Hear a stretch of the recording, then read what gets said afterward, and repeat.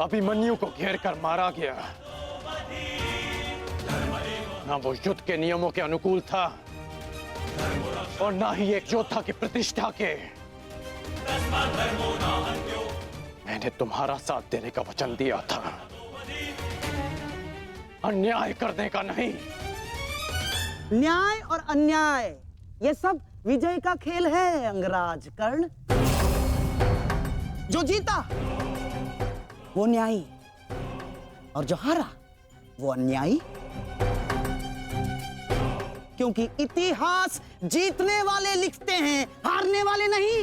यदि ऐसा है तो मुझे इस इतिहास में कोई स्थान नहीं चाहिए।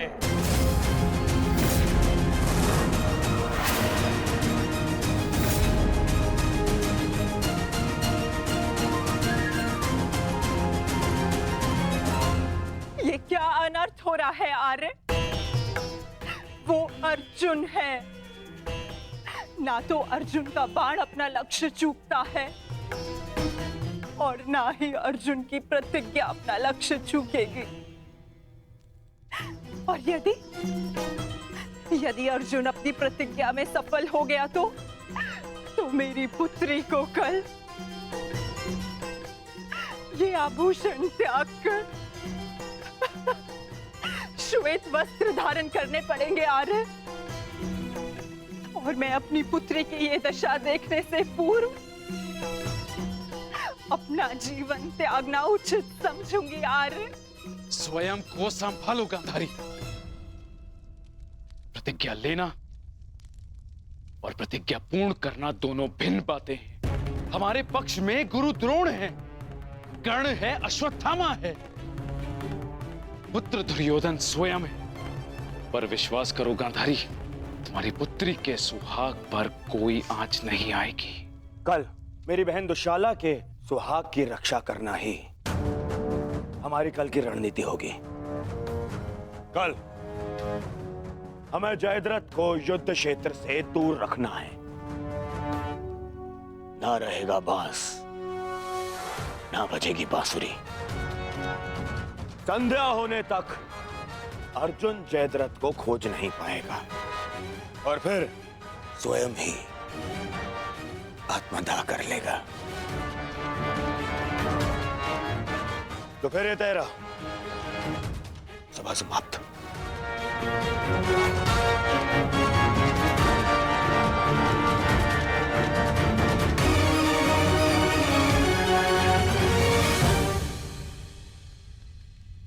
चलिए मामाश्री, युद्ध की तैयारियां करनी है। वही तो, युद्ध की तैयारियां तो करनी होंगी, क्योंकि तुम तो जानते ही हो हमारे पास न्यायप्रिय कर्ण है और उन पांडवों के साथ वो छलिया। वो कोई ना कोई मार्ग तो अवश्य ढूंढ लेगा जयद्रथ तक पहुंचने का। अर्जुन की इस प्रतिज्ञा की सूचना कौरवों तक पहुंच गई होगी और कौरव इस अवसर का लाभ अवश्य उठाएंगे, विशेषकर मामा शकुनी, जो मेरी प्रतिज्ञा को मेरे ही अंत के लिए योग करने का षड्यंत्र रच रहे होंगे। सुनो, ये गांधार का सबसे तीव्रगामी अश्व है और स्मरण रहे, ये संदेश अपने स्थान तक अपने समय से पहुंचाना अति आवश्यक है। यदि ये संदेश अपने समय से नहीं पहुंचा तो समय से पूर्व तुम अवश्य यमराज तक पहुंच जाओगे। समझ गए?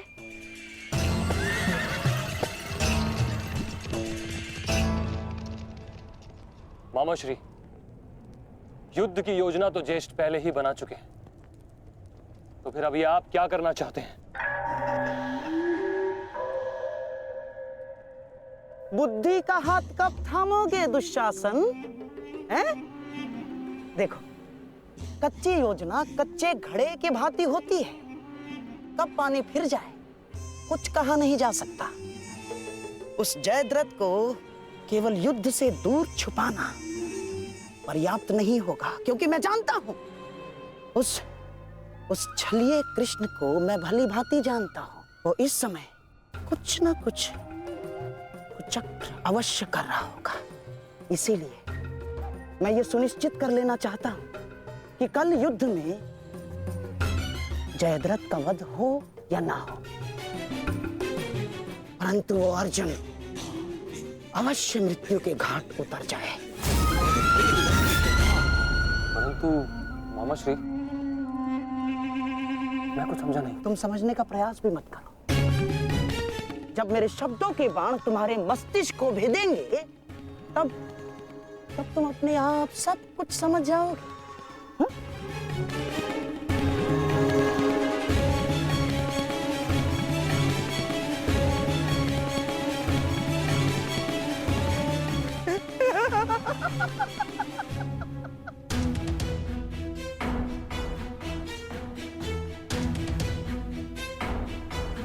आप दोनों इस समय यहाँ?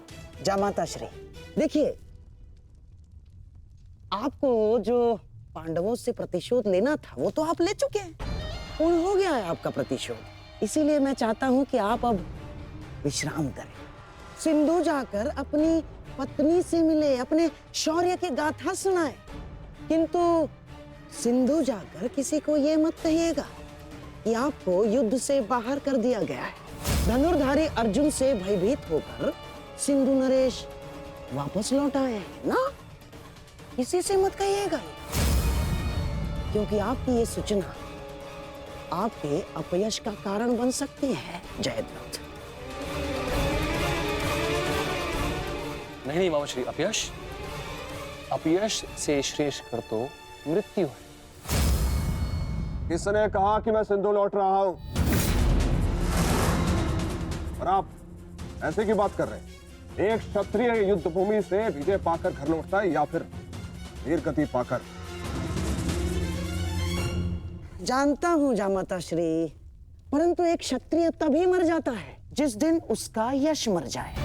परंतु आपका दुर्भाग्य है जामाता श्री, ना आप विजय श्री देख पाएंगे और ना ही वीर गति का स्वाद चख पाएंगे, क्योंकि आप यहां रुकेंगे तो निसंदेह अर्जुन का सामना तो कर ही नहीं पाएंगे। कौन कौन कहता है कि मैं उस अर्जुन से भयभीत हूं? नहीं डरता मैं अर्जुन से। स्नान करने का समय हो गया है, सब तैयार है? नहीं दुर्योधन, मैं कहीं नहीं जाऊंगा। अर्जुन से भयभीत होकर मैं अपने यश का त्याग नहीं कर सकता हूं। एक क्षत्रिय तभी मर जाता है जब उसका यश मर जाता है। मैं ये युद्ध भूमि छोड़कर नहीं जाऊंगा।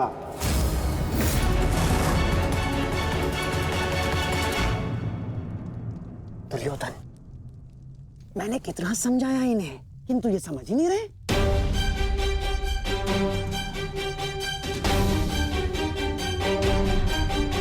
समझने का प्रयास करो जयद्रथ। मेरी बहन दुशाला मेरे लिए बहुत प्रिय है। यदि अर्जुन अपनी शपथ पूर्ण करने में सफल हो गया तो अनर्थ हो जाएगा। उसका उपाय मैंने कर लिया है दुर्योधन।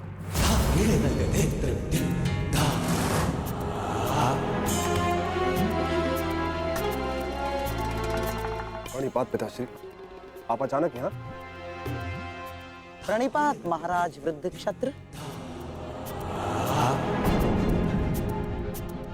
जामाता श्री, आपके पिताश्री को मैंने ही निमंत्रित किया है। वर्षों से तप संचित किया है इन्होंने, और मनुष्य का संचित किया हुआ तप हो या धन, आता तो संतान के काम ही है। मेरे वर्षों की तपस्या से मुझे ये शक्ति मिली। जब तक मैं संकल्प लेकर अग्निहोत्र करूंगा, तब तक जिसके भी हाथों से मेरे पुत्र का सर धरा पर गिरेगा, स्वयं उसके सर के भी 100 टुकड़े होकर गिर जाएंगे।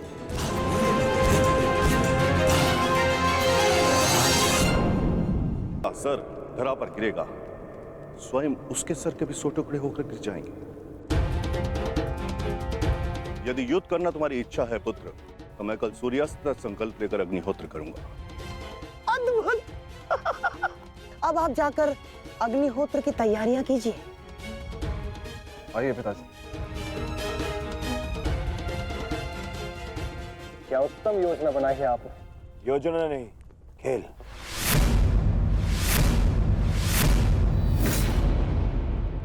अब क्या नया खेल खेला है आपने? अब खेल तो अर्जुन के प्राणों के साथ खेला जाएगा मेरे होने वाले सम्राट। यदि कल संध्या तक अर्जुन जयद्रथ का वध नहीं कर पाया तो स्वयं ही आत्मदाह कर बैठेगा, और यदि उसने जयद्रथ का शीश धड़ से अलग कर भी दिया तो वृद्ध क्षत्र के तप के बल से उसके सर के 100 टुकड़े हो जाएंगे मेरे होने वाले सम्राट। नहीं मामा जी, आपकी ये योजना मुझे स्वीकार नहीं। मैं किसी भी परिस्थिति में जयद्रथ के प्राणों को संकट में नहीं डाल सकता। कल यदि जयद्रथ युद्ध में उतरेगा तो केवल मेरे निश्चिंत हो जाने पर और मेरी इस समस्या का कोई निराकरण कर सकता है तो केवल मित्र कर्ण है।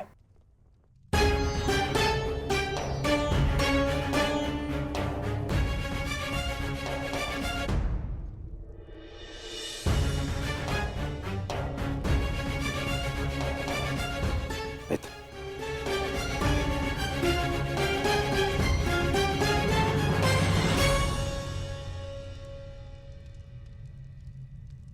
जो हुआ उसे क्षमा नहीं किया जा सकता, परंतु उसे बदला भी नहीं जा सकता। कभी कभी युद्ध में योद्धा अपनी भावनाओं में बह जाता है, परंतु मैं क्षमा प्रार्थी नहीं हूं।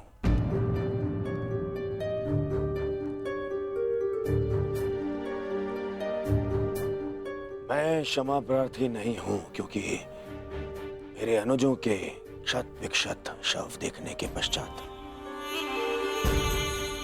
मेरे मन में केवल उनकी चीखें हैं, उनका क्रंदन है। शत्रु के लिए दया नहीं। मैं क्षमा प्रार्थी नहीं हूं। मैं क्षमा प्रार्थी नहीं हूं क्योंकि भाग्य ने उस क्षण के लिए मुझसे क्षमा नहीं मांगी जब उसने मेरे पिता को अंधा कर देने की नियति बना दी। मैं क्षमा प्रार्थी नहीं हूं क्योंकि उस द्रौपदी की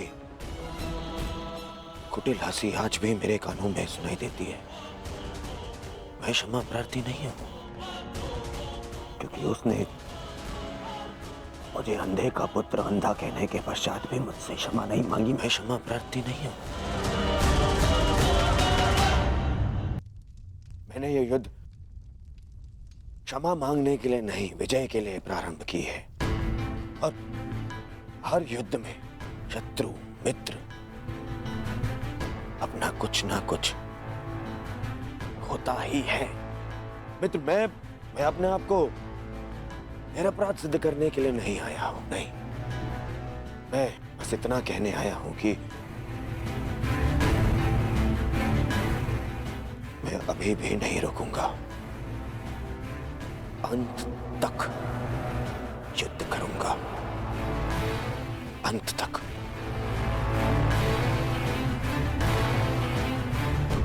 और मेरी कामना है मेरा परम मित्र इस युद्ध में मेरा साथ दे।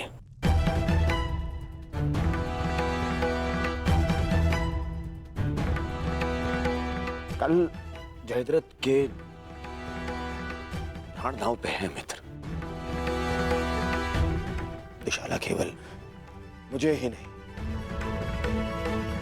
तुम्हें भी अपना ज्येष्ठ मानती है। कल अपनी बहन का ऋण चुकाने का समय है मित्र, और आशा करता हूं कि तुम मेरे साथ आओ। हाँ, यदि तुम कल युद्ध क्षेत्र में ना उतरना चाहो तो मुझे तुम्हारा यह निर्णय स्वीकार होगा, और इस बात से मुझे क्षोभ नहीं होगा। मुझे शोभ उस क्षण का होगा जब मैं तुम्हारा मित्र नहीं रहूंगा।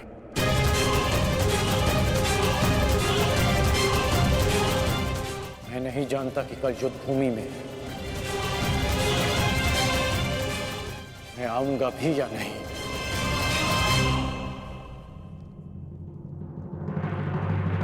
मैं फिर भी तुम्हारी प्रतीक्षा करूंगा।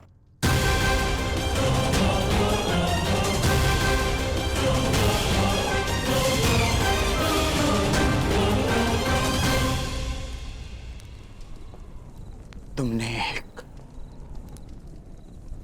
पुत्र के धर्म का पालन किया, किंतु मैं एक पिता के धर्म होने का पालन ना कर सका। पुत्र,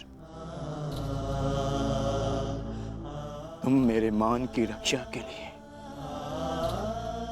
चक्रव्यूह में प्रवेश कर गए, पर मैं अपने पुत्र के प्राण की रक्षा के लिए उपस्थित नहीं था।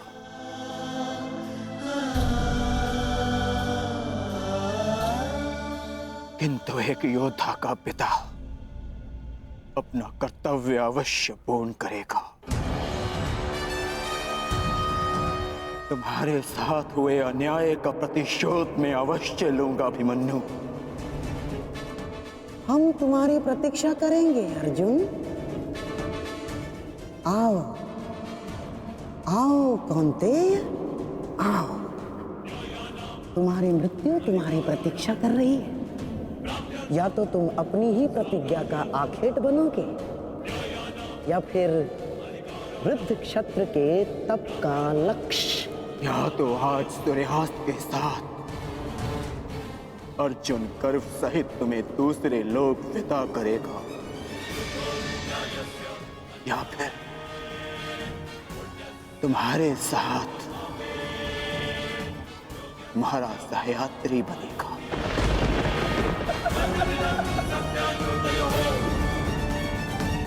प्रतिशोध होगा।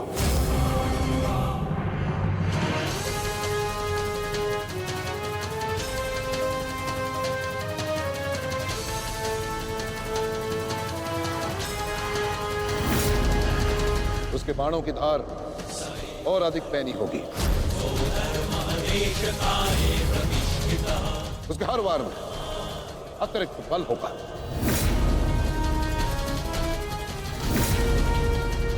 युद्ध का आज का दिन निर्णायक होगा।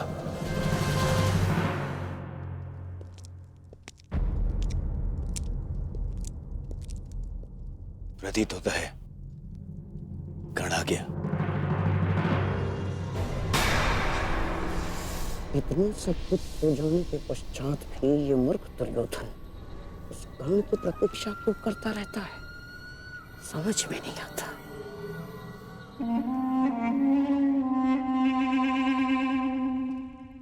युवराज दुर्योधन, आप व्यर्थ की प्रतीक्षा कर रहे हैं। कर नहीं आएगा। हमें रणनीति पर ध्यान देना चाहिए। आज के युद्ध में हमें एक व्यू की नहीं, अनेक व्यू की आवश्यकता पड़ेगी। अर्जुन को सर्वप्रथम सामना करना पड़ेगा शक्ति व्यू का।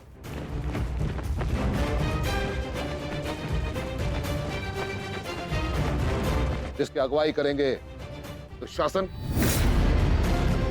और अश्वत्थामा। और शक्ति व्यू के ठीक पीछे सुची मुख व्यू होगा।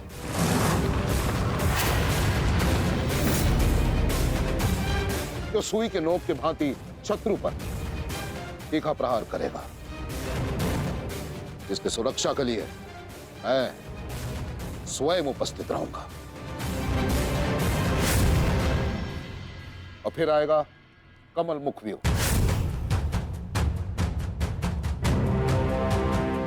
और कमल व्यू के मध्य होंगे जयद्रथ, और वहां युवराज सक्षम धनुर्धरियों के साथ उपस्थित होंगे।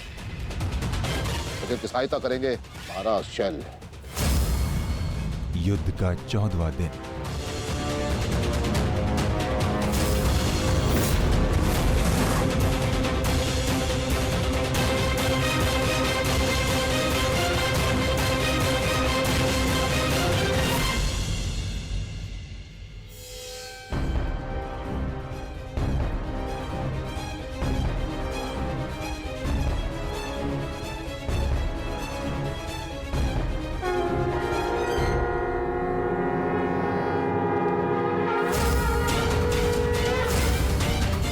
आक्रमण! आक्रमण!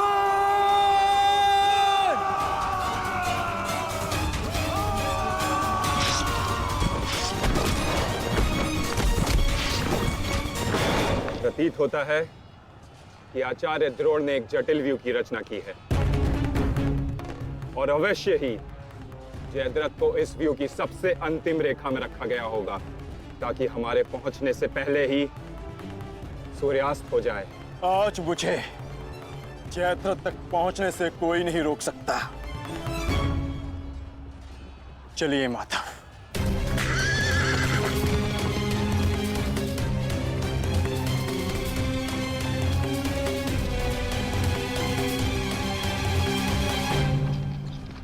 आओ अर्जुन आओ।